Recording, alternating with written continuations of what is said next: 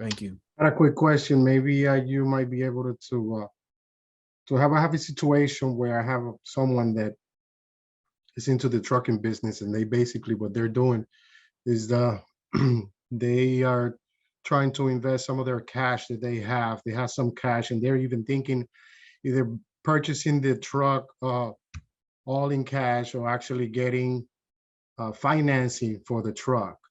Now, the way they're trying to do it is they're trying to they're trying to take a loan to complete the payment and buy the entire truck, financing probably half of the amount, or versus leasing a vehicle, a truck, getting a loan for that particular truck.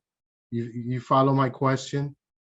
Yeah, so like trying to determine whether or not they should buy it outright if they can, with that two types, or lease it. Either financing the truck and keeping the cash for cash flow, or actually using that cash to buy the truck in full, not have that note, and go there.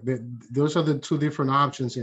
And the question is because they're debating if actually buying the truck within the business, under the business, because the personal credit is great and they're building the business. They have several trade lines on the business, but not as detailed as you have shown in the program. So basically, looking at what they have, what I'll be able to recommend or what's best for them, if you can help me with that. I think one, like, yes, looking at Rashida's question and determining and then figuring out the type of truck that it is.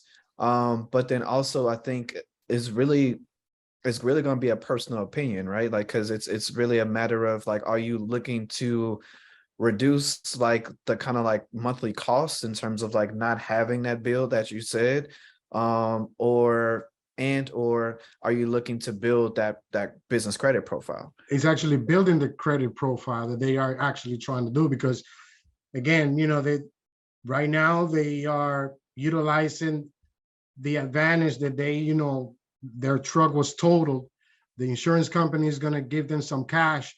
They already have some cash in hand, so they're going to decide if either using all that cash to purchase a new truck and not have that note, or actually financing a truck to continue creating that profile.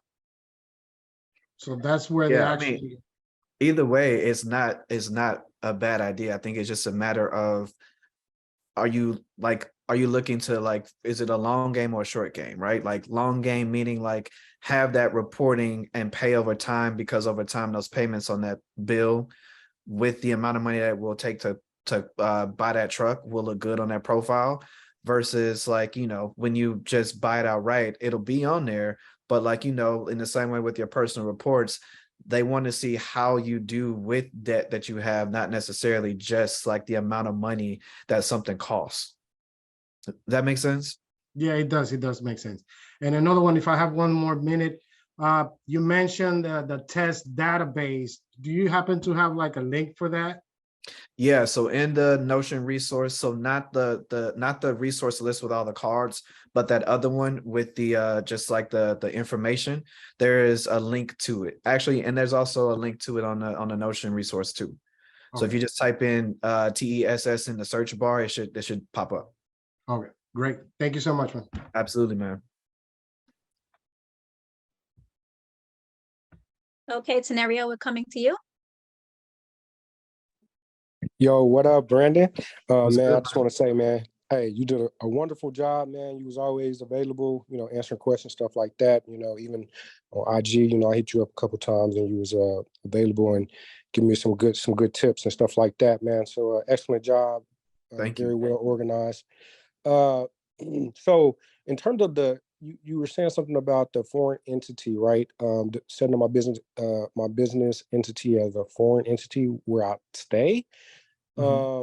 Because I basically I got the virtual address right, and then I basically established my business outside of where I live. But you're saying that I should file as a foreign entity where I live, but if I do that, then does that mean I'm gonna have to pay for the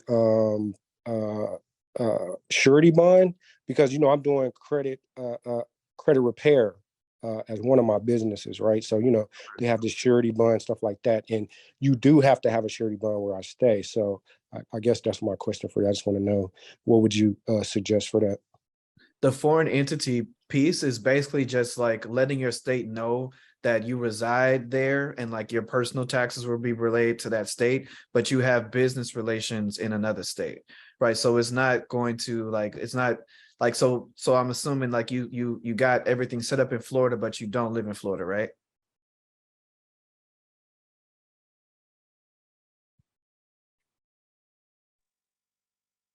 Okay, hey, my bad. I didn't do it in Florida, but uh, I did it up in Alaska.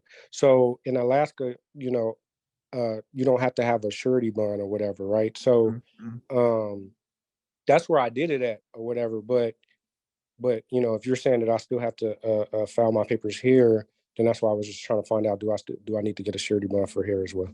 No, I mean, like the papers that I'm saying that you would file there is not necessarily about like the taxes per se. It's just making sure that the state that you live in like won't, like when they cross-reference your social and your EIN and they see that Mm. you're doing business here but you are residing there, like that form just lets your state know if anything were to occur, that so they can understand that you have business relationships outside of the state.